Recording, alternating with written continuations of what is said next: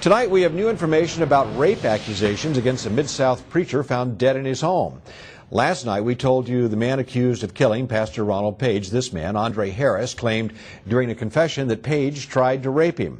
And now we've uncovered other people who say Page had a long history of molesting teenage boys at his church in Earl, Arkansas. These people say the leaders of the Church of God in Christ knew what was going on and ignored it. Eyewitness News Everywhere reporter Brian Heap was in Earl again today looking for answers. There's no answer at Earl Church of God in Christ, and Early Wallace says that's how it's been for her for the last 25 years as she's tried to get answers from Kojic about what happened to her son behind these walls. I don't think that young man needs to get a whole lot of time for something could have been avoided. Early Wallace is talking about 21-year-old Andre Harris, the man accused of killing Pastor Ronald Page in April. During a confession that aired on First 48 Tuesday, Harris said Page was trying to rape him. Wallace says Page did the same thing to her teenage son nearly 25 years ago. If the church had moved back in the 80s, maybe this young man wasn't even born. If the church had moved back in those days and heard us, maybe this could have been avoided. Wallace says she spoke with the bishop who oversees the Earl Kojic Church and nothing was ever done about the case, even after several other teenage boys told their parents similar stories.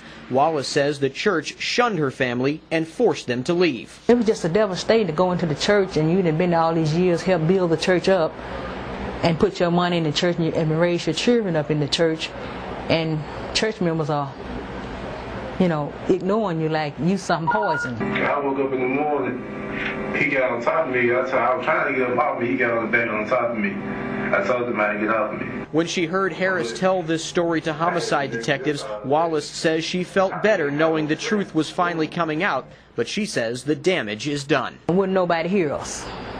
When no one here, even today, people got ill feelings for me that I loved Ella Page too, but I didn't love his sin. The sin that he was trying to bring into the church, I didn't love the sin. Couldn't nobody love him no more than I did, but he had to be exposed. We could not reach Kojic officials before our story aired yesterday, and today I've been in contact with the church's PR firm throughout the day trying to get some answers. So far that has turned up nothing. I have personally left 6 phone messages for Bishop L.T. Walker, who oversees Arkansas's first jurisdiction today. I can also tell you that he is the one whom Mrs. Wallace says she first took her story to back in the mid-'80s. I did speak with one of the bishop's daughters today. She gave me a no comment. Brian, so everybody knows, I heard you on the phone with a lot of those people today trying to get comment.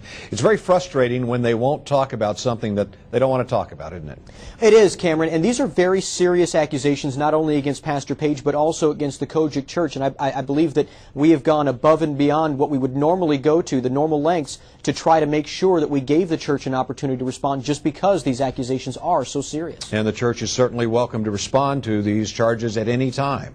We have the names of at least 6 other potential victims of Pastor Ronald Page, and we're attempting to get their stories, and when we do, we'll put those on the air as well.